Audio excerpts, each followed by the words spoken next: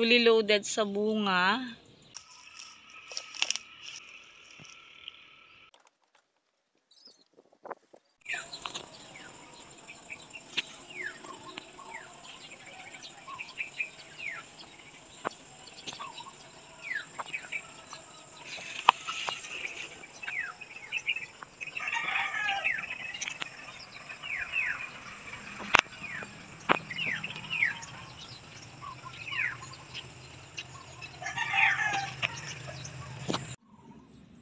Ito yung munti naming okrahan dito.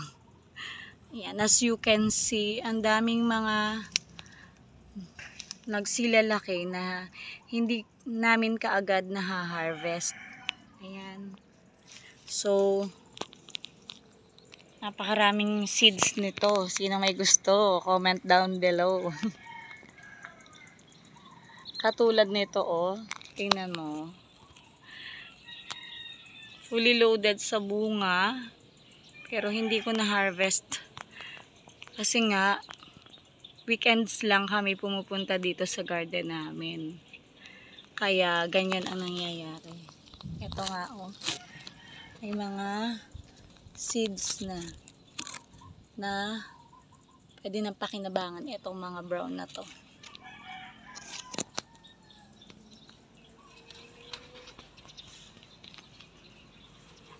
Ito naman yung kauna-unahan na okra na itinanim ko dito.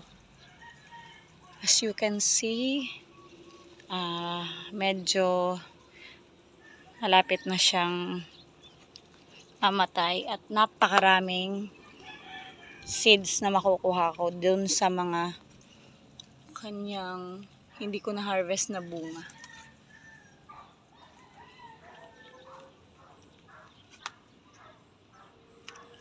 Kapag nag-harvest ako, initatry ko munang i-bend yung dulo. Kapag ganito na yung nangyari, ibig sabihin, hindi na siya pwedeng i-harvest. Magulang na siya. So, ayan. Tingnan natin itong isa. Pero, tingin ko pa lang, magulang na rin ito. Ayan. Kapag naputol, ito pwede pa. Kapag naputol, kagaya nito, so, yan. Hindi pa yan magulang.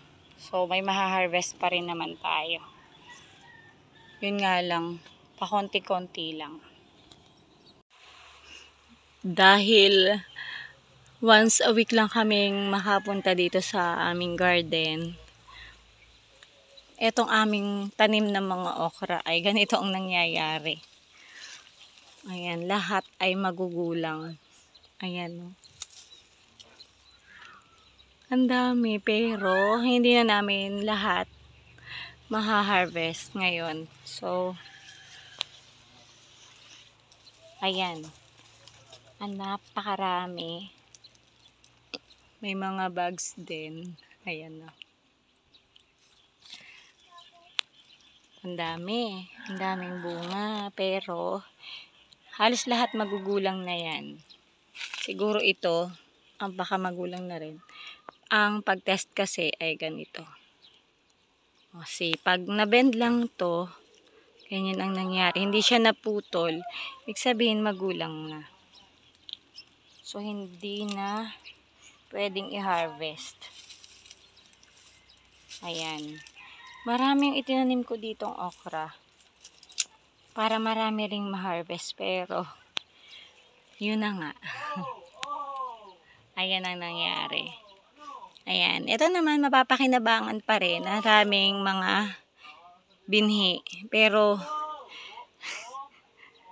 hindi ko naman kailangan ng napakaraming binhi. Dahil ang liit lang naman itong garden namin. So, ayan.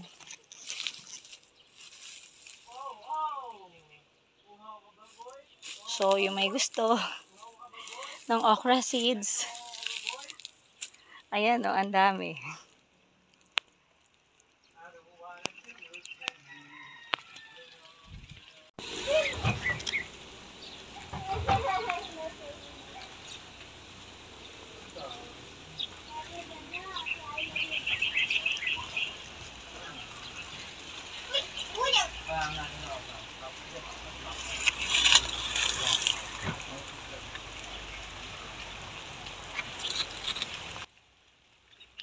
Kaya pala ang bibilis dumami nito mga insektong ito.